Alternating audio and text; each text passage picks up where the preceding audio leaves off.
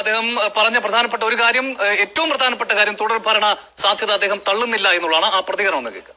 അപ്പൊ ഒരു കാരണവശാലും പിണറായി 3.0 ഉണ്ടാകില്ല, ഉണ്ടാകാൻ സാധ്യതയില്ല. സാധ്യതയില്ല, ഇല്ല, ഉണ്ടാകില്ലെന്ന് ഉറപ്പ് പറയാൻ കഴിയും. ഉറപ്പിച്ച് പറയാനൊന്നും കഴിയില്ല. അതെന്താ കാരണം? അല്ല, ഉറപ്പിച്ച് പറയണമെങ്കിൽ അതിനുള്ള ബാക്കിയുള്ള കാര്യങ്ങൾ നമ്മളെ കയ്യിൽ അത്രയും ഉറപ്പ് വേണം. അത്രയും ഉറപ്പ് എന്റെ കയ്യിലില്ല. ആ ഉറപ്പ് യുഡിഎഫിനുണ്ടല്ലോ. യുഡിഎഫിനുണ്ടാവാം, എനിക്കില്ലാന്നേ ഞാൻ പറഞ്ഞിട്ടുള്ളൂ. 100 സീറ്റിൽ കൂടുതൽ കിട്ടുമെന്നാണ് പ്രതിപക്ഷം പറയുന്നത്. അത് തെറ്റാണ്. സത്യം സതീശൻ എത്രയോ മാസമായിട്ട് പറയുന്നതാണ്, 100 സീറ്റ് കിട്ടും, 100 സീറ്റ് കിട്ടും. കണ്ണൂരിലെ സുധാകരൻ സാറ് MP സ്ഥാനം ഒഴിവാക്കിയിട്ട് MLA ആവാൻ വേണ്ടിയിട്ട് ഒരു തീരുമാനം എടുത്തിരുന്നു. അത് എന്തായാലും നടന്നില്ല.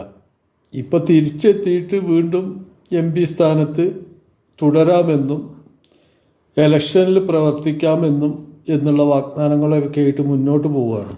ഇപ്പം മീഡിയക്കാർക്ക് ഒരു ഇൻ്റർവ്യൂ കൊടുത്തപ്പോൾ മൂപ്പര് പറയാണ് പിണറായി മൂന്നാമതും വരാൻ സാധ്യതയുണ്ട്, LDF സർക്കാർ മൂന്നാമതും ഭരിക്കാൻ സാധ്യതയുണ്ട് എന്നുള്ളത്. മീഡിയക്കാർ ചോദിക്കുന്നത് സതീശൻ പറഞ്ഞത് 100 സീറ്റാണല്ലോ കിട്ടും എന്നുള്ളത്, അതെന്താ അങ്ങനെ പറയുന്നതെന്ന് ചോദിക്കുമ്പോൾ അത് UDFൻ്റെ അഭിപ്രായം, ഇത് എൻ്റെ അഭിപ്രായം എന്നുള്ളതാണ്. ഇത് എവിടെ എത്തിപ്പെടും എന്നുള്ളത് ആർക്കും മനസ്സിലാക്കാൻ പറ്റില്ല.